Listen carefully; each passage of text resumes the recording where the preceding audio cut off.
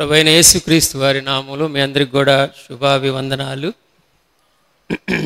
ఉదయకాలం ప్రభు బలలో పాలు పొందక మునుపు మరొకసారి వాక్యపు వెలుగులో మన జీవితాల్ని సరి చేసుకుందాం. శరీరంలో ఉన్నాము గనుక తొట్టిల్లే స్వభావం, వెనుకంజ వేసే స్వభావం, ఎప్పటికప్పుడు మన జీవితాల్ని సరి చేసుకోవాలి. వ్యక్తిగతంగా మన జీవితాలు బాగుంటే కుటుంబం బాగుంటుంది, కుటుంబాలు బాగుంటే సంఘం బాగుంటుంది, సంఘం బాగుంటే సమాజము దీవించబడుతుంది. అర్థమవుతుందా? కాబట్టి కుటుంబంలో ఎవరుంటారండి? కుటుంబంలో ఎవరుంటారు? మనం అందరం ఉంటాం. తల్లిదండ్రులు ఉంటారు, భార్యాభర్తలు ఉంటారు, పిల్లలు ఉంటారు. కాబట్టి కుటుంబంలో అందరూ బాగుంటే, దేవుడు కోరిన విధంగా ఉంటే సహవాసం బాగుంటుంది, సంఘం బాగుంటుంది, సమాజము దీవించబడుతుంది. ఈ ఉదయకాలం ఒక కుటుంబాన్ని మీకు పరిచయం చేయాలని ఆశపడుతూ ఉన్నాను. మనందరికీ బాగా తెలిసిన వాక్య భాగమే. ఆయన ప్రార్థన చేస్తే ప్రకృతి ఆగిపోయింది. ఎవరైనా? యెహోషువ గ్రంథం 24వ అధ్యాయం 14-15 వచనాలు మనం అందరం కలిసి చదువుకుందాం. బైబిల్లో 197వ పేజీ, పాత నిబంధనలో.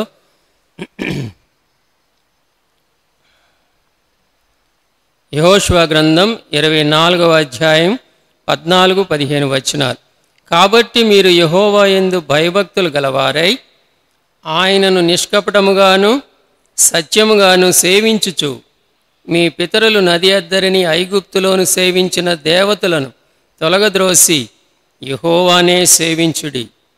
యెహోవాను సేవించుట మీ దృష్టికి కీడని తోచిన ఎడల మీరు ఎవని సేవించేదరో, నది అద్దరిని మీ పితరులు సేవించిన దేవతలను సేవించేదరో, అమోరీయుల దేశంలో నివసించుచున్నారే వారి దేవతలను సేవించేదరో, నేడు మీరు కోరుకొనుడి. మీరెవరిని సేవింప కోరుకొనినను నేనును నా ఇంటి వారును యెహోవాను నేనును నా ఇంటి వారును యెహోవాను సేవించెదము అని చిన్న ప్రార్థన చేసుకుందాం. ప్రభువా, నీకు వందనాలు, స్తోత్రాలు చెల్లిస్తున్నాం. నువ్వు మా పాపములను క్షమించిన దేవుడవు. పాపములు క్షమించటానికి మీకు ఒక్కరికే అధికారం ఉంది ప్రభువా. క్షమించటానికి సిద్ధమైన మనస్సు కలిగిన దేవుడవు. పాపపు స్వభావముతో చెడిపోయి ఉన్న నన్ను ప్రభువా మీరు ప్రేమించి నీ శిలువ కార్యము ద్వారా నన్ను రక్షించుకున్నందుకై నా పాపములు క్షమించి పాప క్షమాపణ మారు మనసు నాకు దయచేసినందుకై నీకు వందనాలు. మిమ్మల్ని ఆరాధిస్తూ ఉన్నాను, పూజిస్తూ ఉన్నాను ప్రభువా. పాపపు కుష్టుతో రోగముతో చెడి ఉన్న నన్ను, జిగటగల దొంగ ఊబిలో ఉన్న నన్ను పైకి లేవనెత్తిన దేవుడవు ప్రభువా. నా యొక్క శారీరక, ముఖ్యంగా ఆత్మీయ రోగాన్ని బాగు చేసిన దేవుడవు, నయం చేసిన దేవుడవు ప్రభువా. నీకు వందనాలు, నీకు స్తోత్రాలు. కలువరి శిలువలో మీరు కార్చిన అమూల్యమైన ప్రశస్తమైన రక్తాన్ని బట్టి నా ప్రతివిధమైన ప్రభా రోగాన్ని, పాపపు రోగాన్ని నయం చేసిన దేవుడవు, బాగు చేసిన దేవుడవు, నన్ను శుద్ధిని చేసిన దేవుడవు, నీకు వందనాలు.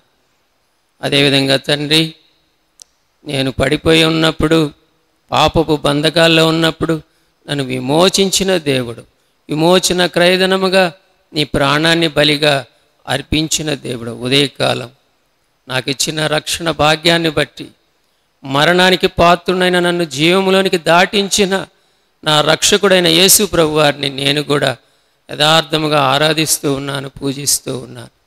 ప్రభా, తిరిగి యెహోషువ గ్రంథం 24వ అధ్యాయం 14-15 వచనాలు మేము చదువుకున్నాం. ప్రభువా, యెహోషువ కుటుంబం ద్వారా నాతో మాట్లాడుమని, నువ్వు మాట్లాడే దేవుడవు, సరిచేసే దేవుడవు, క్రమపరిచే దేవుడవు కనుక ప్రభువా, నీ జీవం కలిగిన శక్తి కలిగిన మాటలు మాకు దయచేయమని, పరిశుద్ధాత్మదేవ మమ్మల్ని దర్శించుమని, దీనదాసునైన నన్ను కూడా జ్ఞాపకం చేసుకున్నామని యేసయ్య పరిశుద్ధ నామములో ప్రార్థించి స్తోత్రించి వేడుకొంచున్నాను తండ్రి. ఆమేన్. చాలా పరిచయమైన భాగం. ఈ వాక్య భాగం ప్రతి గృహాల్లో ఉంటుంది.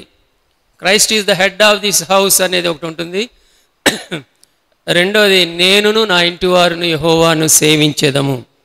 గృహాల్లో ఉన్నా లేకపోయినా మనం ఆ తాత్పర్యం కలిగి ఆ రీతిగా జీవించాలని దేవుడు కోరుతున్నాడు.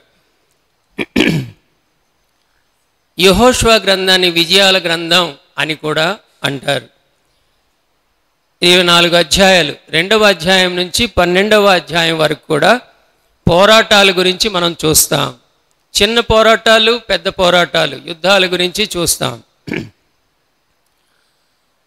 13వ అధ్యాయం నుంచి 24వ అధ్యాయం వరకు కూడా వారు పొందుకున్న దానిని పంచుకోవటం చూస్తాం. పోరాటాల గురించి, పంచుకోవటం గురించి మనం చూస్తాం. మోషే గొప్ప నాయకుడు. 20 లక్షల మంది పైగా ఇశ్రాయేల్ని దేవుని యొక్క సహాయంతో చక్కగా నడిపించిన దేవుడు.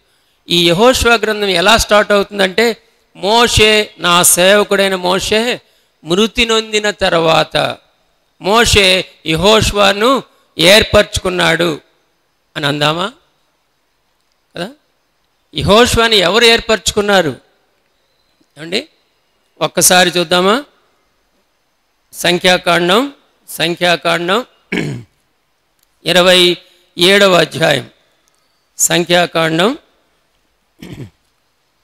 27వ అధ్యాయము 27వ అధ్యాయం. ఇది చూపించిన పాఠ్యభాగంలోనికి వెళ్తాం. 15వ వచనం. అప్పుడు మోషే యెహోవాతో ఇట్లా, నేను యెహోవా సమస్త మానవుల ఆత్మలకు దేవా, యెహోవా సమాజము కాపరిలేని గొర్రెలలో ఉండకుండానట్లు ఈ సమాజం మీద ఒకరిని నియమించు. మోషే దేవుని వేడుకుంటూ ఉన్నాడు. అప్పుడు చూడండి 22వ వచనం. యెహోవా మోషేకు ఆజ్ఞాపించినట్లు అతడు చేసెను. అతడు యెహోషువను తీసుకొని ఎలియాజరు ఎదుటను సర్వ సమాజం ఎదుటను అతను నిలువబెట్టి అతని మీద తన చేతులుంచి యెహోవా మోషే ద్వారా ఆజ్ఞాపించినట్లు అతనికి ఆజ్ఞ ఇచ్చెను. ఎవరు యెహోషువని నాయకుడిగా చేశారు? దేవుడు తన యొక్క సార్వభౌమత్వంలో ఆయన చిత్తానుసారంగా కాలేబు, యెహోషువలు గూఢచారులుగా ఆ 12 మంది అక్కడికి వెళ్తారు. కానీ దేవుని యొక్క చిత్తం, దేవుని యొక్క సంకల్పం, యెహోషువని ఇశ్రాయేలీని మోషే తర్వాత నాయకుడిగా దేవుడు ఏర్పరచుకున్నాడు. నాయకత్వం అనేది దేవుడు ఇస్తేనే పొందుకోగలం. నేను కాలేబు గురించి చిన్నగా తక్కువగా మాట్లాడలేదు. దేవుడు కాలేబుని కూడా హీ ఆనర్డ్ కాలేబ్. హెబ్రోని ప్రాంతాన్ని ఇచ్చాడు, కుమార్తెలు అక్సాకి కొన్ని గిఫ్ట్లు ఇచ్చాడు. దేవుడు నిండు మనసుతో కాలేబు దేవుని సేవించాడు. అయితే ఇశ్రాయేలీని లక్షల మందిని నడిపించటానికి దేవుని ఏర్పాటు, దేవుని చిత్తం, దేవుని సంకల్పం యెహోషువని ఏర్పరచుకున్నాడు. మన జీవితాలు బాగుండాలి, మన జీవితాలు చక్కపరుచుకోవాలి. ఒక భక్తుడు ఏమంటున్నాడంటే, నేను చనిపోకముందు నాకు 2 మనవలు దయచేయి ప్రభువా అంటున్నాడు. నాకు 2 మనవలు ఏంటంటే, వ్యర్థమైన వాటిని, నాకు అబద్ధములను నాకు దూరం చేయి ప్రభువా, ఐశ్వర్యమునైనను ఆకలినైనను నాకు దయచేయకుము, తగినంత ఆహారం నాకు దయచేయ ప్రభు. ఎవరు చేస్తున్నారు ఈ ప్రార్థన? ఇది ఆగూరు ప్రార్థన చేస్తున్నాడు. సామెతల గ్రంథం 30:7-8 అంటే వ్యక్తిగతంగా మనల్ని మనం సెటరైట్ చేసుకోవాలి, చక్కబరుచుకోవాలి. మనం చక్కబరుచుకోవాలి వ్యక్తిగతంగా. ఆగూరు అంటున్నాడు కదా, నాకు ఇవి దూరం చేయి ప్రభువా, నాకు తగినంత దయచేయి ప్రభువా. రెండవది యెషయా గ్రంథం 38:1 చూస్తే ప్రవక్త అయినటువంటి యెషయా రాజైన హిజ్కియా దగ్గరకు వచ్చి మాట్లాడుతూ ఉన్నాడు. నువ్వు మరణమవుచున్నావు, నువ్వు బ్రతుకవు, మరణమవుచున్నావు కనుక నీ ఇంటిని లేకపోతే నీ గృహాన్ని, నీ ఇంటిని చక్కబరుచుకో. Set right your house, set right your home అని చెప్పి. We must set right our individual personal lives and also families.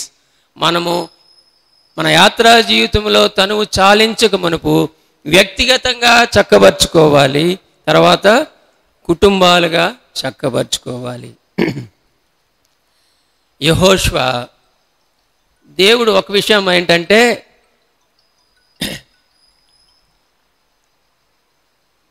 మనల్ని మనం తగ్గించుకున్నప్పుడు, దేవుని మీద ఆధారపడినప్పుడు, దేవునికి అప్పగించుకున్నప్పుడు ఎలాంటి వారినైనా దేవుడు అంటే ఆయన బిడ్డలను వాడుకోగలడు. ఒక బలహీనుడైన వ్యక్తిని, అధైర్యవంతుడిగా ఉన్న వ్యక్తిని ధైర్యపరిచి బలపరిచి గొప్ప యోధుడిగా దేవుడు వాడుకున్నాడు. ఇశ్రాయేలీల పట్ల దేవుడు ఎంత కృప చూపించాడంటే, వారి జీవితంలో ఇశ్రాయేలు తన జనాంగం, తన బిడ్డలు ఎలాగైనా సరే వారిని అద్భుతంగా నడిపించగలడు, అద్భుత కార్యాలు చేయగలడని దేవుడు చూపించాడు. ఒక విషయం ఏంటంటే, మోషే దగ్గర యెహోషువ పరిచర్య చేస్తూ ఉన్నాడు. అదేవిధంగా యుద్ధాల్లో పక్కనే ఉన్నాడు.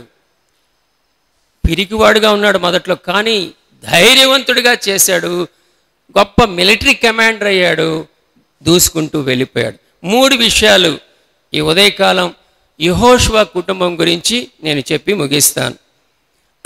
మొట్టమొదటిది యెహోషువ గ్రంథం 24:15 నేనును నా ఇంటి వారును యెహోవాను సేవించెదము. As for me and my house we will serve the lord. నేనును నా ఇంటి వారును, నేనొక్కడనే కాదు, అందరం. అంటే spiritual unity in the family. ఐక్యత కలిగిన కుటుంబం యెహోషువది. ఐక్యత, ఏకత్వం కలిగిన కుటుంబం యెహోషువది. ఒక్కసారి మన గృహాలు ఎలా ఉంటున్నాయి? భార్యాభర్తలంగా ఎలా ఉంటున్నాం? మన నిర్ణయాల్లో ఐక్యత ఉండాలి. మొట్టమొదటిగా మొదటి అంశంలోనే చెప్తున్నాను, మన నిర్ణయాలలో ఐక్యత ఉండాలి. ఆమె మాట ఆమెదే, ఆయన మాట ఆయనదే, పిల్లల దారి పిల్లలదే. అలాగుంటున్నామా? మన నిర్ణయాలు ఒకే మాట, ఒకే తలంపు, ఒకే అండర్స్టాండింగ్ ఉంటూ ఉన్నదా? ఒకసారి చూద్దామా?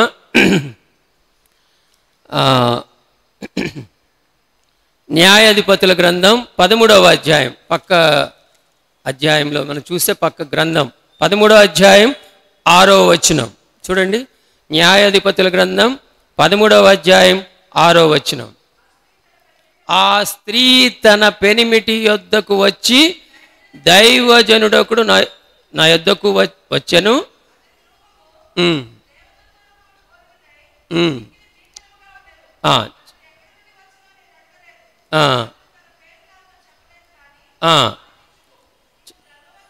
నేను చెప్పేస్తాను. ఇక్కడ సంసోని యొక్క కుటుంబాన్ని చూస్తూ ఉన్నాం. సంసోని యొక్క తండ్రి పేరేంటి?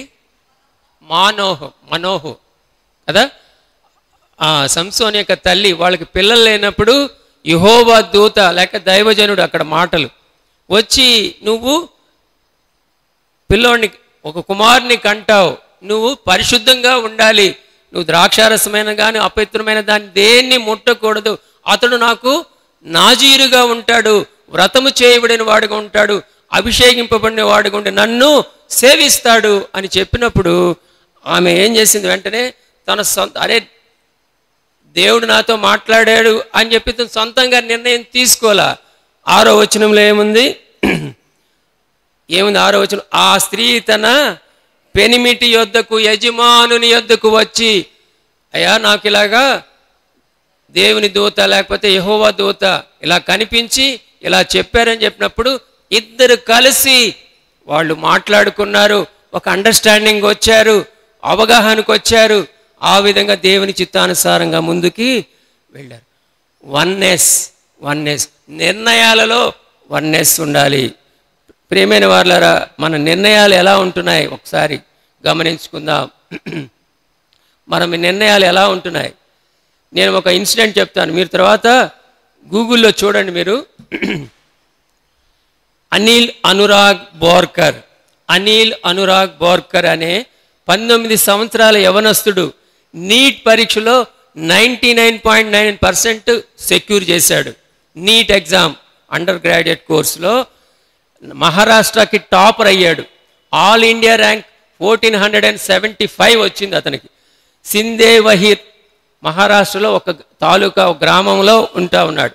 తనకి బైపీసీ అంటే ఇష్టం లేదు, కానీ తల్లిదండ్రులు బలవంతంగా అతనికి బైపీసీ ఇచ్చి చదివించారు.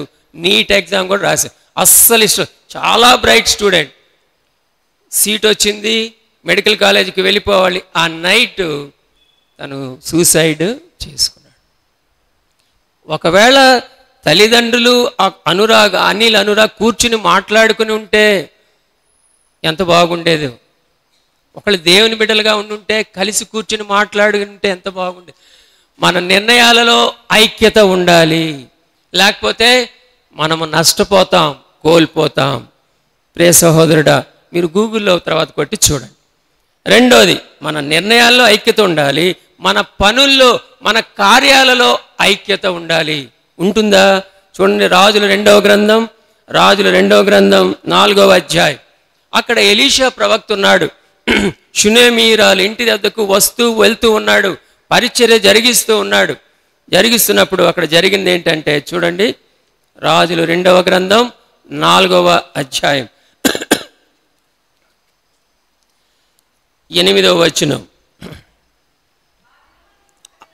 ఒక దినమందు ఎలీషా షూనేమి పట్టణమునకు పోగా అచ్చట గనురాలైన ఒక స్త్రీ భోజనమునకు రమ్మని అతని బలవంతము చేసిన. అతడు ఆ మార్గంలో వచ్చినప్పుడల్లా ఆమె ఇంట భోజనము చేయుచు వచ్చుచు ఉండేను. అప్పుడు ఆమె అన్న మాట ఏంటంటే, మన యొద్దకు, అక్కడ ఒక 9వ వచనం చదువుతాను చూడండి.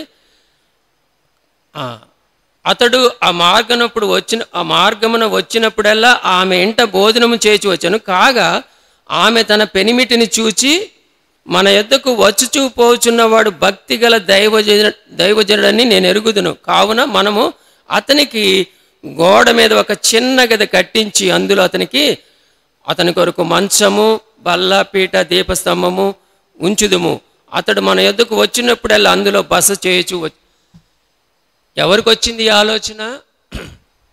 ఎవరికి వచ్చిందండి? షునేమీరాలకు వచ్చింది. ఆ గోడ మీద, గోడ అంటే మన గోడలాగా ఉండవు, పెద్ద గోడలు ఉంటాయి, దాని మీద చిన్న గది కట్టించి ఆ దైవజనునికి ఇస్తే బాగుంటుందని చెప్పి ఆమె ఏం చేసింది?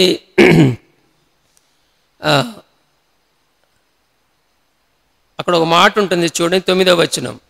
కాగా ఆమె తన పెనిమిటిని చూచి, మన యొద్దకు వచ్చుచూ పోచున్నవాడు భక్తిగల దైవజనుని ఎరుగుదును. కావున నేను అతనికి గోడ మీద ఒక చిన్న అని ఉందా? అక్కడ ఏముందండి? అక్కడ మనము చూసారా, భార్యాభర్తలుగా వాళ్ళకు తలంపు వచ్చింది, ఆ షునేమీరాలకు వచ్చింది. కానీ భర్తతో మాట్లాడుతూ మనము ఒక చిన్న గది కట్టిస్తే బాగుంటుందని చెప్పి ఆలోచన చేసి నిర్ణయం తీసుకొని వాళ్ళ కార్యాన్ని చేపట్టి ముగించారు. మన పనుల్లో, మన నిర్ణయాల్లో ఐక్యత ఉండాలి, వన్నెస్ ఉండాలి. యెహోషువ తన కుటుంబం అంతా, ఇశ్రాయేల్ అందరినీ కూడా పిలిచి తన ఆఖరి సందేశం మాట్లాడుతూ ఉన్నాడు. మధ్యలో వచ్చి, డాడీ ఏంది మీరు మాట్లాడుతున్నారు మా తరపున అని పిల్లలు ఎవరు అడ్డుకోలేదు. అంటే వాళ్ళందరూ ఒక మాట మీద ఉన్నారు, ఒక అండర్స్టాండింగ్ మీద ఉన్నారు. నేనును నా ఇంటి వారును యెహోవాను సేవించెదము. ఐక్యత, వన్నెస్ మనం చూస్తాం. సహోదరులు ఐక్యత కలిగి నివసించుట ఎంత మేలు, ఎంత మనోహరం. అక్కడ ఏముంటుంది? శాశ్వత జీవము, ఆశీర్వాదము ఉంటుంది. ఇంగ్లీష్లో ఏముంటుందంటే it is good and pleasant. It is good and pleasant when God's children live together అని. సహోదరులు ఐక్యత కలిగి నివసిస్తే అక్కడ ఆశీర్వాదం, అక్కడ శాశ్వత జీవం, లైఫ్ ఫర్ ఎవర్. ఐక్యత ఉంటుందా? మరి అపోస్తలుడైన పౌలు ఐక్యత గురించి ఏమంటాడంటే చూడండి ఒకసారి. ఐక్యత గురించి అక్కడ కూడా పౌలు భక్తుడు మాట్లాడుతున్నాడు. చూడండి ఎఫెసీ సంఘానికి, ఎఫెసీలు రాసిన పత్రిక 4వ అధ్యాయం 1వ వచనం, 174వ పేజీ. కాబట్టి మీరు సమాధానమును బంధము చేత ఆత్మ కలిగించు ఐక్యమును కాపాడుకొనుటయందు శ్రద్ధ కలిగిన వారై ప్రేమతో ఒకరినొకడు సహించుచు మీరు పిలువబడిన పిలుపునకు తగినట్లుగా దీర్ఘశాంతముతో కూడిన సంపూర్ణ వినయముతోను సాత్వికంతో నడుచుకొనవలెనని ప్రభువును బట్టి ఖైదీనైన మిమ్మును బతిమాలుకొనుచున్నాను. ఐక్యత కలిగి చేసేది ఎవరండి? పరిశుద్ధాత్మ దేవుడు ఐక్యతను కలుగు చేస్తాడు. అయితే మనం ఏం చేయాలి? దేవుని బిడ్డలంగా శ్రద్ధ కలిగి ఉండాలి. యేసుక్రీస్తు ద్వారా మనల్ని దేవుడు తండ్రి అయిన దేవునితో సమాధానపరిచాడు. ఆ సమాధానమను బంధము చేత సహోదరులంగా, సహోదరులు అంటే ఇంటిలో ఎవరుంటారు కదా? మమ్మీ డాడీ, లేకపోతే భార్యాభర్తలు, పిల్లలు. సమాధానమను బంధము చేత ఒకే మాట, ఒకే అండర్స్టాండింగ్, వన్నెస్. నిర్ణయాలలో ఐక్యత, కార్యాలలో ఐక్యత, సమస్త విషయాలలో యెహోషువ అన్ని విషయాలలో దేవుని చిత్తానికి లోబడి వాక్యానుసారంగా లేఖనములు అనుసరించి దేవుడు ఏది ఆజ్ఞాపిస్తే ఆ విషయంలో నేనును నా ఇంటి వారును యెహోవానే సేవిస్తామని అదే తాత్పర్యంతో ముందుకు వెళ్ళాడు. ఇక్కడ పౌలు భక్తుడు అంటున్నాడు కదా, ఆత్మ, పరిశుద్ధాత్మ కలిగించు ఐక్యత. కాబట్టి మీరు సమాధానమును బంధము చేత ఆత్మ కలిగించు ఐక్యమును కాపాడుకోవాలి. కాపాడుకుంటున్నామా? పౌలు భక్తుడు అంటున్నాడు కదా, మనం శ్రద్ధ కలిగిన వారై ఉండాలి. ఐక్యత ఉంటే అక్కడ ఉన్నాయి, మనం చూస్తాం. ఆత్మఫలం ఉంటుంది, ఐక్యత ఉంటే ఆశీర్వాదం ఉంటుంది, నెమ్మది, సమాధానం ఉంటుంది. అబ్బో, ఒడిదుడుకులు వస్తాయి, ఇరుకులు ఇబ్బందులు వస్తాయి, కష్టాలు వస్తాయి, రోగాలు వస్తాయి. వచ్చినప్పుడు ఏమి భయపడం కదా. నెమ్మది, క్షేమం, దేవుడిచ్చే నెమ్మది, క్షేమం. అయితే శ్రద్ధ కలిగిన వారై మన యొక్క ఐక్యతకు బేసిస్ ఏంటంటే అక్కడ 7 విషయాలు చెప్తా ఉన్నాడు పౌలు భక్తుడు.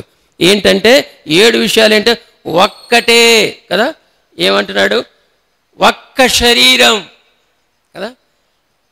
సార్వత్రిక సంఘములో క్రీస్తులో మనమంతా ఒక్కటిగా ఉన్నాం, ఒక్కటే శరీరం.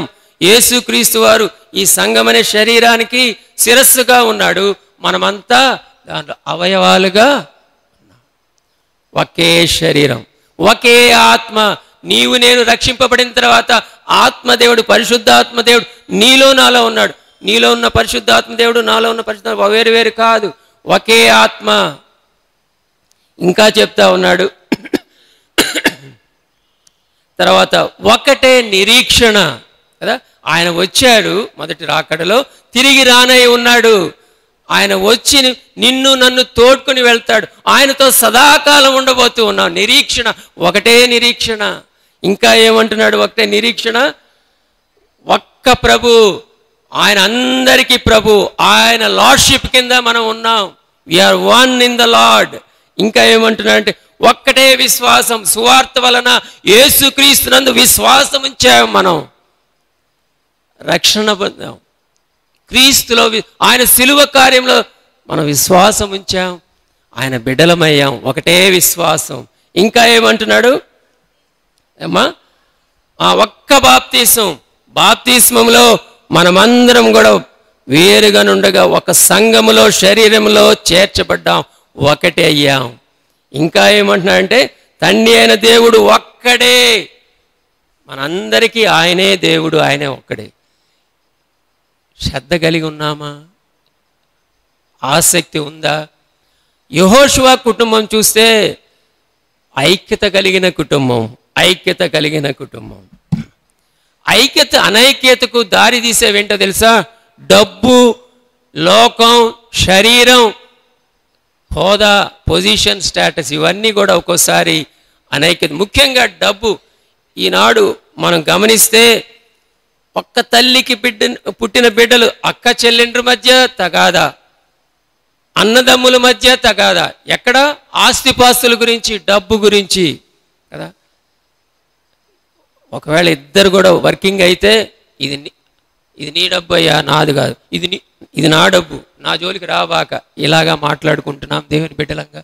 మనము ఒక అండర్స్టాండింగ్, ఒక అవగాహనతో మనము జీవిస్తున్నామా? సామెతల గ్రంథంలో 31వ అధ్యాయం 16వ వచనంలో ఒక మాట ఉంటుంది. ఘనురాలు, జ్ఞానవంతురాలు తన ఇల్లు కట్టుకుంటుంది, ఆమె చక్కగా యోచన చేస్తుంది. ఆమె అన్న మాట ఏంటంటే పొలం కొనాలని ప్లాన్ చేసింది, మరి ప్రార్థన చేస్తుందేమో. 31వ అధ్యాయం 16వ వచనం చదవండి.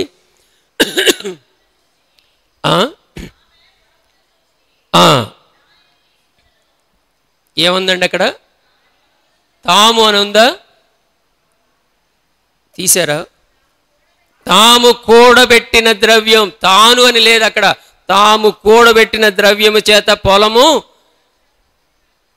తర్వాత ద్రాక్ష పొలం ఒకటి తీసుకోవాలని ప్లాన్ చేసి, తాను అని లేదు, తాము కూడబెట్టిన, భార్య భర్తలు ఇద్దరు కలిసి ఒకటే ద్రవ్యం. అలాంటి అండర్స్టాండింగ్ మనకుందా? యెహోషువ కుటుంబాన్ని చూస్తే ఐక్యత కలిగిన కుటుంబం. ఎంత చక్కగా అన్ని విషయాల్లో వాళ్ళకి ఐక్యత, నిర్ణయాలలో, పనుల్లో, కార్యాలలో, సమస్త విషయాలలో ఐక్యతతో ముందుకు కొనసాగారు, విజయవంతంగా ముందుకు వెళ్ళారు. 110 సంవత్సరాలు యెహోషువ జీవించాడు, మాదిరిని ఉంచిపోయాడు. రెండో అంశానికి వద్దాం. యెహోషువ మొట్టమొదటి spiritual unity in the family, రెండోది serving the lord as a family. 3 Sలు చెప్తాను. 24వ అధ్యాయం మన వాక్య భాగానికి వద్దాం. యెహోషువ గ్రంథం 24వ అధ్యాయం 14వ వచనం.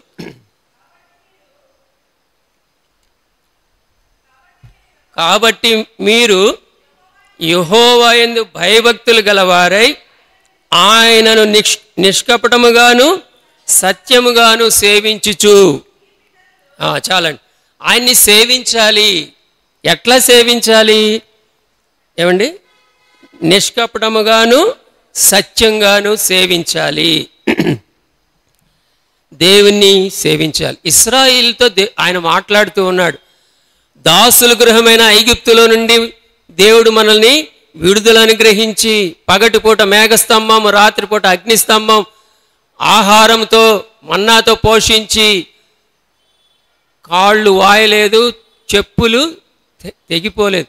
అసలు చాలా ఆశ్చర్యంగా ఉంటుంది. లక్షల మందిని దేవుడు ఏ రీతిగా నడిపించుకుని వచ్చాడో అలాంటి దేవుని మనం ఏం చేయాలి? సేవించాలి. సేవించాలి సేవించాలి సేవించుట అన్న ఇందాక నుంచి సర్వింగ్ అంటున్నారు. సేవించుట అంటే ఏంటంటే వితౌట్ ఎనీ రిజర్వేషన్స్ టు లే బిఫోర్ ద లార్డ్. అరమరికలు లేకుండా, ఎటువంటి కండిషన్స్ లేకుండా దేవునికి అప్పగించుకోవటం, ఆయన కొరకు జీవించటం, ఆయన చిత్తానుసారంగా. అది సర్వీస్ అంటే. మీరు అక్కడ ఒక మాట ఉంటుంది, మీరు యెహోవా యందు భయభక్తులు గలవారై. దేవుని భయం ఉందా మనకి? నిజంగా చెప్పండి. నాకు మనకి దేవుని భయం ఉందా? దేవుని భయం ఉంటే 9:30కి ఆరాధన అంటే 10-10:30కి వస్తున్నాం కదా. అలాగే కలెక్టర్ గారి దగ్గరికి వెళ్తామా మీటింగ్కి, లోపలికి రానీరు. నిజంగా దేవుని యందు భయభక్తులు ఉన్నాయి. దేవుని యందు భయం భక్తి ఎప్పుడు వస్తుందంటే ఆయనను ప్రేమించినప్పుడు. ఆయన ఎప్పుడు ప్రేమిస్తామంటే ఆయన ఆజ్ఞలకు అంటే వాక్యానికి విధేయత చూపించినప్పుడు. వాక్యానికి ఎప్పుడు విధేయత చూపిస్తాం? వాక్యం దగ్గరికి వచ్చినప్పుడు, వాక్యంతో మనం సమయం గడిపినప్పుడు. గడపం, బైబిల్ తీయం, బైబిల్ చదవం కదా. సెల్ ఫోనే దీంతో వాక్యంతో సమయం గడిపితే దేవుడు మాట్లాడుతూ ఉంటాడు, మనం దేవునితో మాట్లాడతాం. దేవుని యొక్క ప్రత్యక్షత ఉంటుంది, ఆయన యొక్క సంకల్పాన్ని ఎరుగుతాం, ఆయన ఇష్టాన్ని ఎరుగుతాం, ఆయన చిత్తాన్ని ఎరుగుతాం, ముందుకు వెళతాం. అప్పుడు ఆ గౌరవం, ఆ మర్యాద, ఆ రెవరెన్స్ మనకుందా? యెహోషువ అంటున్నాడు కదా, మనం సేవించాలి. అంత నమ్మకమైన రీతిలో దేవుడు మనల్ని నడిపిస్తే, అద్భుత కార్యాలు చేసి ఆయన మనల్ని నడిపించుకుని వస్తే మనం ఏం చేయాలంటే ఆయన్ని యథార్థంగా మనము నిష్కపటముగా సత్యంగా సేవించాలి. నిష్కపటముగా అంటే ఏముందండి ఇంగ్లీష్లో? సిన్సియర్గా సేవించాలి. అంటే to be exhausted, consumed, finish, వ్యయమైపోవాలి, ఖర్చు అయిపోవాలి, అంతమైపోవాలి. ఏందన్న ఇంత పెద్ద మాటలు? అసలు గుడికి రావటానికే కుదరట్లేదు, ఏందన్న ఇవన్నీ చెప్తున్నారు అనుకుంటున్నామా? చాలా భయంకరమైన దినాల్లో ఉన్నాం, చాలా భయంకరమైన దినాల్లోకి వెళతాం. భయపెట్టాలని చెప్పట్లా, పరిస్థితులు మారిపోతున్నాయి, రాకడ సూచనలు తెలుస్తున్నాయి. అయితే వ్యక్తిగతంగా మనల్ని కాపాడుకోవాలి, మన కుటుంబాలని కాపాడుకోవాలి, సహవాసాన్ని కాపాడుకోవాలి. నిష్కపటముగా మిషనరీలు ఎందుకు వెళ్తారండి? ప్రాణాలకి తెగించి ఒరిస్సా, నార్త్ ఇండియా అటు ఎందుకు వెళ్తారంటే, వెళితే ఒక్కోసారి వాళ్ళని కొడుతున్నారు. ఇప్పుడు చాలా భయం వేస్తుంది వాళ్ళకి, ప్రాణాలకి తెగించి వెళ్తున్నారు. యేసయ్య రక్షకుడు, ఆయనే మార్గం అని చెప్తే వెంటనే వచ్చి కొడుతున్నారు, కేసులు పెడుతున్నారు. పోలీసులు వెళ్తే చక్కగా కేసులు తీసుకుంటున్నారు, ఇటువైపు నుంచి ఏదైనా చెప్తే కేసు తీసుకోవట్లేదు. సర్వింగ్ ద లార్డ్ అలా చేస్తున్నామా? నిష్కపటముగా. అపోస్తుడైన పౌలు ఏమంటాడంటే, కొరింథీయులకు రాసిన 2వ పత్రిక 12వ అధ్యాయం 15వ వచనం, తను ఎలా పరిచర్య జరిగించాడో, 3 మిషనరీ యాత్రలు చేశాడు ఆయన. దేవుని ఏ విధంగా సేవించాడో, యేసు ప్రభువుని ఏ విధంగా పరిచర్య జరిగించాడో మనకు తెలుసు. 12వ అధ్యాయం 15వ వచనం, నాకు కలిగిన యావత్తు మీ ఆత్మల కొరకై బహు సంతోషంగా వ్యయపరిచేదను, నన్నును నేను వ్యయపరచుకొందును. I'm very gladly. అక్కడ ఇంగ్లీష్లో ఏముందో నాకు గుర్తు రావట్లేదు, కానీ మొత్తం నేను వ్యయపరచుకుంటాను, ఆ మాట ఉంది అక్కడ, వ్యయపరచుకొందును. అందుకే అలాంటి భావన మనకు ఉన్నదా?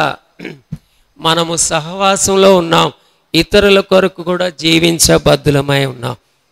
దేవుణ్ణి ప్రేమించాలి, నీ పొరుగువారిని ప్రేమించాలి. నాకెందుకులే అనే తత్వంలో ఉండకూడదండి కదా. మన శక్తిని, మన సామర్థ్యాలను, మన సంపదను అన్నిటినీ కూడా దేవుని కొరకు వినియోగించాలి. సండే స్కూల్కి రావాలంటే కష్టం, యూత్ మీటింగ్కి రావాలంటే కష్టం, సిస్టర్స్ మీటింగ్కి అలసిపోయాను, ఏం వెళ్తాంలే, బోర్ కొడుతుంది, ఏం వెళ్తాం అలా అనుకోకూడదు. నీకు ఎప్పుడు బోర్ కొడుతుందంటే, ఎప్పుడు ఇంట్రెస్ట్ తగ్గిపోద్ది అంటే, నువ్వు వాక్యానికి దూరం అయిపోయినప్పుడు ఇంట్రెస్ట్ పోద్ది. వాక్యానికి దగ్గరగా ఆ ఇంటిమెసీని నువ్వు డెవలప్ చేసుకుంటే నిన్నెవ్వరు ఆపలేరు. ఎలాగో సిన్సియర్గా సేవించాలి, సత్యంగా సేవించాలి, ట్రూలీ స్థిరంగా నమ్మదగిన రీతిలో కన్సిస్టెంట్గా అన్ని సేవించాలి. అపోస్తుల కార్యాలు 20వ అధ్యాయం 24వ వచనంలో అపోస్తుడైన పౌలు ఒక మాట అంటాడు చూడండి. 20వ అధ్యాయం 24వ వచనం, అయితే సాక్ష్యమిచ్చుట యందు నా పరుగును నేను ప్రభు అయిన యేసు వలన పొందిన పరిచర్య. ఎవరి దగ్గర నుండి పరిచర్య పొందాడు ఆయన? యేసు వలన పొందిన పరిచర్యను తుదముట్టింపవలనని నా ప్రాణమును నాకెంత మాత్రమును నా కొరకు యెరూషలేములో బంధకాలు కాచుకొని ఉన్నాయి. నన్ను వెళ్తే చంపేస్తారేమో, అయినా పర్వాలేదు. ఆ ఇటర్నల్ వాల్యూస్, ఆ నిత్యత్వ వెలుగులు, ఆ విలువల గురించి నా ప్రాణం ఏమాత్రం పర్వాలేదు. నేను దేవుని చిత్తానుసారంగా ఈ సేవలో, ఈ పరిచర్యలో ముందుకు వెళతాను. పౌలు ఆ విధంగానే నా ప్రాణమును నాకెంత మాత్రం ప్రియమైనదిగా ఎఫెసు పెద్దలతో పిలిపించి మాట్లాడతాం. ఫేర్వెల్ అడ్రస్ మళ్ళీ పౌలు మాట్లాడుతూ ఉన్నాడు. మనం ఎలా సేవిస్తూ ఉన్నాం? పరిచర్య అన్న ఇందా నుంచి చెప్తున్నారు. పరిచర్య ఏం పరిచర్య అన్న? ఇక్కడి నుండి బోధించటం, వాక్యం చెప్పడం, అదొక్కటే పరిచర్య. చాలా ఉన్న అనేకమైన పరిచర్యలో అది ఒకటి. 5 రకాలు నేను టచ్ చేసి వదిలేస్తాను. 2వ దినవృత్తాంతములు ఒకసారి చూద్దాం. 2వ దినవృత్తాంతములు 35వ అధ్యాయం. 35వ అధ్యాయం చూడండి. దయచేసి అందరూ బైబిల్ చూడాలని ఆశపడుతున్నాను. 389వ పేజీ. 389వ పేజీ తీసారా? ఇక్కడ యోషియా కాలములో మనము ఎలాగ వాళ్ళు పరిచర్య జరిగించారో అక్కడ దేవుడు పరిశుద్ధాత్మ ద్వారా వ్రాయించిన మాటలు మనం చూద్దాం. చూడండి 35వ అధ్యాయం 3వ వచనం చూడండి. ఇశ్రాయేలుకందరికీ బోధ చేయువారును యెహోవాచితులనైన లేవీయులకు ఈలాగు ఆజ్ఞ ఇచ్చెను. పరిశుద్ధమైన మందసమును మీరిక మీ భుజముల మీద మోయక ఇశ్రాయేలీల రాజైన దావీదు కుమారుడకు సొలొమోను కట్టించిన మందిరములో దాన్ని ఉంచండి. మీ దేవుడైన యెహోవాకును ఆయన జనులైన ఇశ్రాయేలులకును సేవ జరిగి. మొట్టమొదటి సేవ ఏంటంటే దేవుని సేవ. దేవుని సేవలో లేకపోతే పరిచర్యలో మనము మన కుటుంబాలు ఎంత పాలు పొందుతున్నాయి? ఈ మాట అంటాకి మొట్టమొదటిగా నన్ను నేను ప్రశ్నించుకుంటున్నాను. మనల్ని మనం ప్రశ్నించుకుందాం. దేవుని సేవ జరిగించాలి, జరిగిస్తున్నామా? రెండోది ఇక్కడ ఏంటంటే అహరోను వంశస్థులైన లేవీయులకు పాత నిబంధన కాలంలో ఆజ్ఞ ఇవ్వబడింది. దేవుని సేవ వాళ్ళు మాత్రమే చేయాలి. ప్రత్యక్ష గుడారంలో వాళ్ళు ఆ బాధ్యతను నిర్వర్తించేవారు. నూతన నిబంధన ప్రజలమైన మనం అందరం కూడా ఈనాడు క్రీస్తులు అందరం ఒకటే కదా. యాజకులని ఇంకోళ్ళని లేదు, అందరము యాజక సమూహం. దేవుని సేవించే బద్దులమై ఉన్నాం. అందరం సేవించే భాగ్యం దేవుడిచ్చాడు. దేవుని సేవ జరిగింది. రెండవ వచనం చూడండి. అతడు యాజకులను వారి వారి పనులను నిర్ణయించి యెహోవా మందిర సేవ జరిగిస్తున్నావా?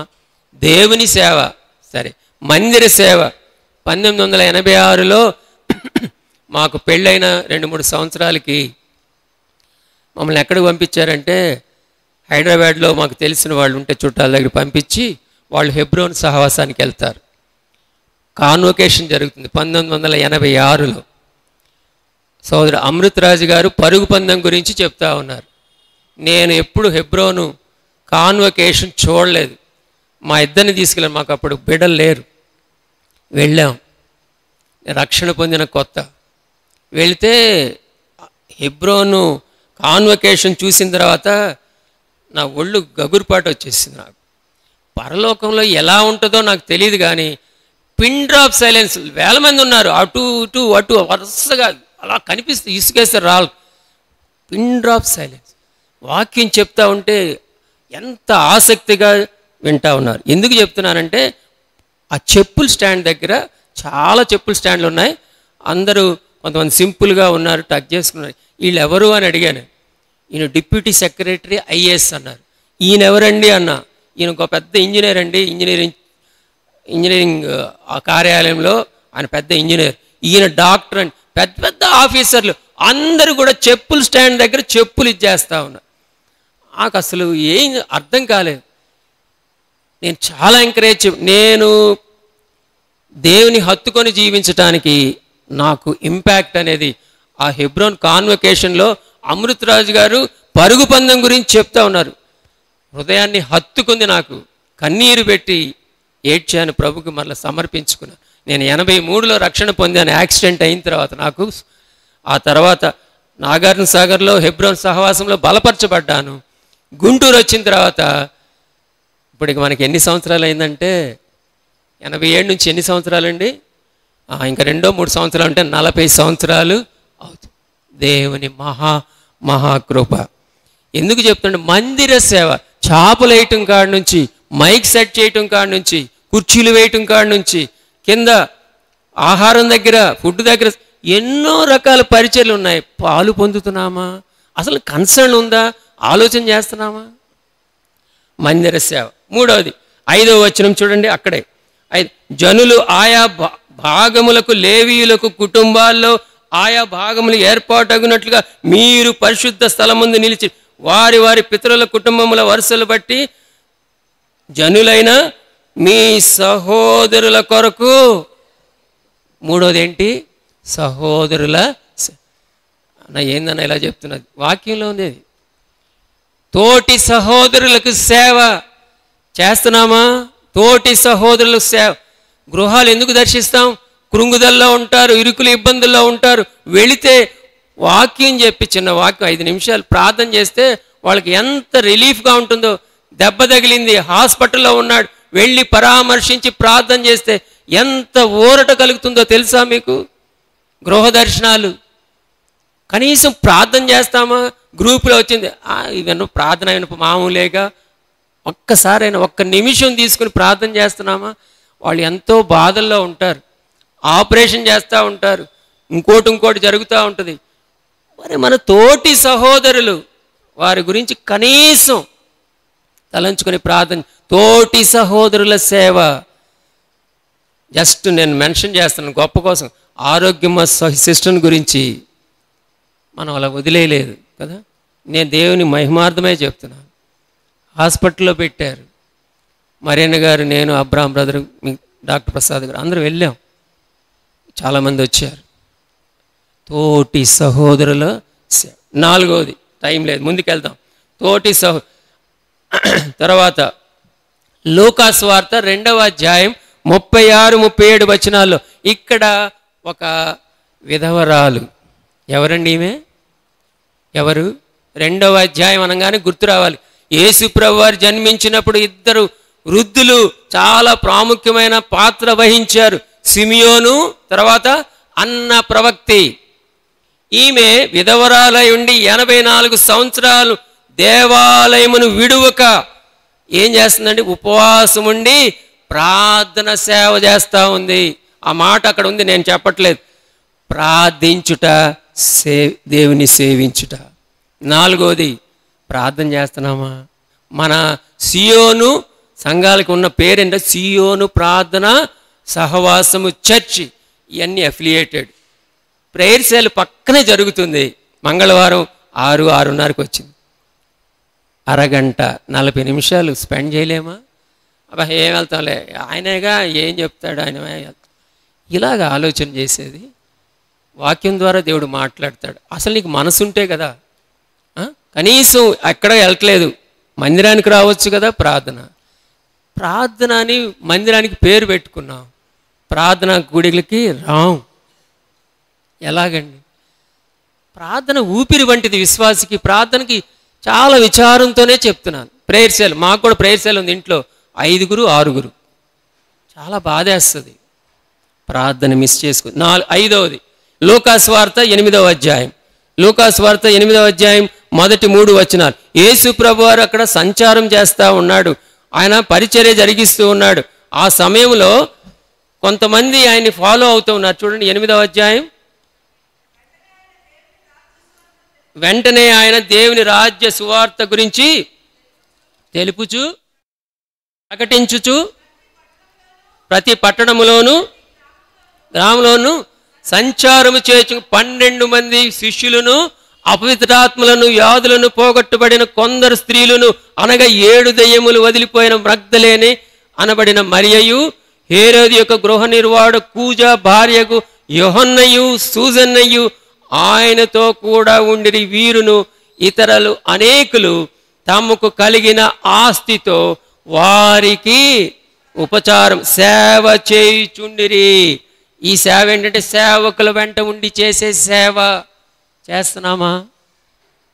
గ్రామాల సువార్తకి వెళ్తున్నాం అన్న, ఖాళీగా ఉంటే రండి అన్న, తమ్ముడు ఖాళీగా ఉంటే రండి. సువార్తికులు లేకపోతే అన్నలు పెద్దలతో వెళ్ళి వాళ్ళ వెంట వెళ్ళి సువార్త పరిచర్య సేవ నేర్చుకోవటం. మనకు 5 రకాల సేవ. అసలు మనసుంటే మార్గం, నీకు మనసుంటే ఏదో విధంగా పరిచర్యలో మనం పాలు పొందుతాం. పాలు పొందుతున్నామా? యెహోషువ కుటుంబం ఎలా ఉందంటే ఐక్యత కలిగిన కుటుంబం. రెండవది సేవించే కుటుంబం. మూడవది నేను ముగిస్తాను. మూడవది ఏంటి? ప్రత్యేకమైన spiritual unity in the family, serving the lord as a family, separated life.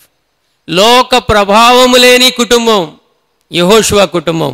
యెహోషువ అక్కడ మాట్లాడుతూ ఏమంటున్నాడంటే చూడండి, 23వ అధ్యాయం, యెహోషువ గ్రంథం 23వ అధ్యాయం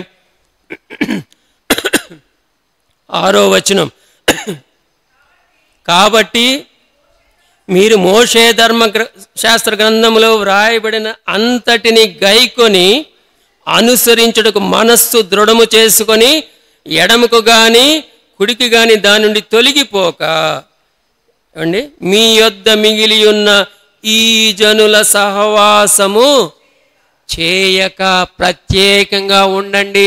యెహోషువ వాళ్ళకి చెప్తా ఉన్నాడు, అయ్యా ఇంకా తర్వాత ఆయన చనిపోతాడు. ఇక యెహోషువ వాళ్ళని పిలిచి చెప్తున్నాడు కదా, మీరు మీ యొద్ద మిగిలిన ఈ జనుల సహవాసము చేయక వారి దేవతల పేర్లను ఎత్తక వాటి తోడని ప్రమాణము చేయక వాటిని పూజింపక వాటిని నమస్కరింపక మీరు నేటి వరకు చేసినట్లు మీ దేవుడైన యెహోవాను చెప్పండి హత్తుకొని ఉండండి. క్లింగ్ ఆన్ టు ద లార్డ్. మీరు పౌలు భక్తుడు కూడా ఏమంటాడంటే మీరు వారిలో నుండి బయలు వెడలి ప్రత్యేకంగా ఉండండి. కొరింథీయులు రాసిన 2వ పత్రిక 6వ అధ్యాయం 17వ వచనం. మీరు వారిలో నుండి బయలు వెడలి, you have been set apart from the world and you have been set apart unto the lord. దేవుని కొరకు ప్రత్యేకింపబడి దేవుని కొరకు జీవించాలి. నీవు, నీ కుటుంబం, సహవాసం, సంఘం దేవుని కొరకు జీవించాలి. యెహోషువ చెప్తున్నాడు కదా, క్లింగ్ ఆన్ టు ద లార్డ్, హత్తుకొని జీవించాలి. ఇక్కడ 15వ వచనంలో ఏమంటున్నాడంటే నేడు మీరు కోరుకొనిడి. నేడు అంటే అర్జెన్సీ ఉంది అక్కడ. నేడు అని సమయం ఉండగానే మనము రక్షణ లేని వారైతే రక్షణ పొందాలి. నేడు అని సమయం ఉండగానే ఒకవేళ వెనుకంజ వేసావా, దేవుని దగ్గరికి రా. ఆయన సమకూర్చే దేవుడు. ఆరాధనలో చూసా, ఆయన మనల్ని హక్కున చేర్చుకునే దేవుడు. ఈ ఉదయకాలం మధ్యాహ్న కాలం యెహోషువ వాళ్ళతో మీరు ఎవరిని సేవించినా సరే నేను నా ఇంటి వారును ఆయన కొరకు ప్రత్యేకంగా జీవిస్తాం.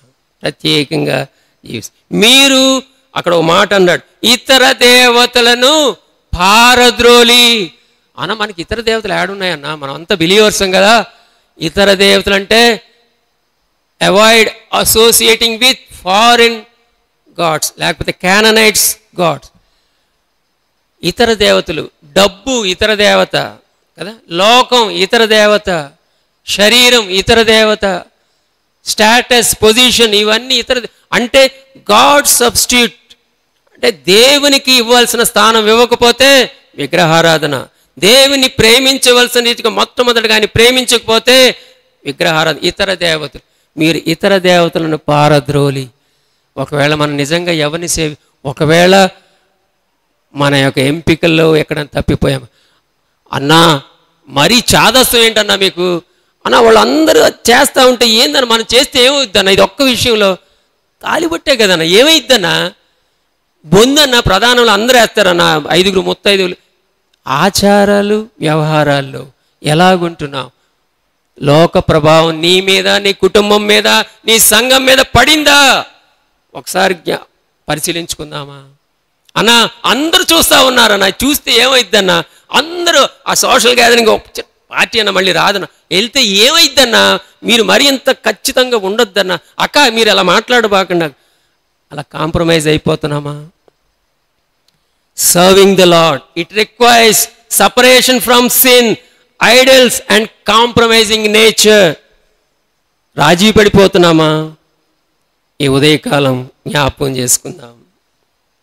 ఎలాగుంది నీ కుటుంబం, నా కుటుంబం, నీ జీవితం, నా జీవితం? యెహోషువ 110 సంవత్సరాలు బ్రతికాడు. గొప్ప మాదిరిని చూపించి వాళ్ళందరూ మాట్లాడితే వాళ్ళన్న మాట ఏంటంటే 31వ వచనం 24వ అధ్యాయం 31. యెహోషువ దినములన్నిటను, యెహోషువ తర్వాత ఇంకా బ్రతికి యెహోవా ఇశ్రాయేలు కొరకు చేసిన క్రియలన్నిటినీ ఎరిగిన పెద్దల దినములన్నిటిను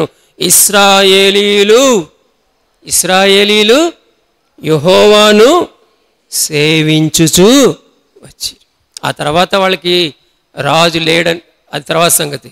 ఎంత గొప్ప మాదిరి ఉంచాడండి. మోషే దగ్గర నేర్చుకున్నాడు. మోషే సేవిస్తున్న దేవుని ఈయన కూడా చూచాడు. ఐక్యత కలిగిన కుటుంబం, సేవించే కుటుంబం, ప్రత్యేకమైన కుటుంబం. నిర్ణయాలలో, కార్యాలలో, సమస్త విషయాలలో ఐక్యతతో కూడా ముందుకు వెళ్ళి దేవుని సేవించిన వ్యక్తి విజయవంతంగా ముందుకు వెళ్ళాడు, దేవుని కొరకు జీవించాడు. 12 సంవత్సరాల యవనస్తుడు యేసు ప్రభువుని సొంత రక్షకుడిగా అంగీకరించాడు. అంటే 5వ క్లాస్.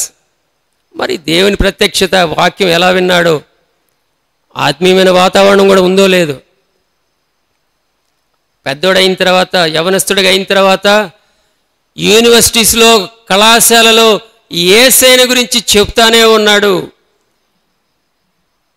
సువార్తను ప్రకటిస్తూ ఉన్నాడు.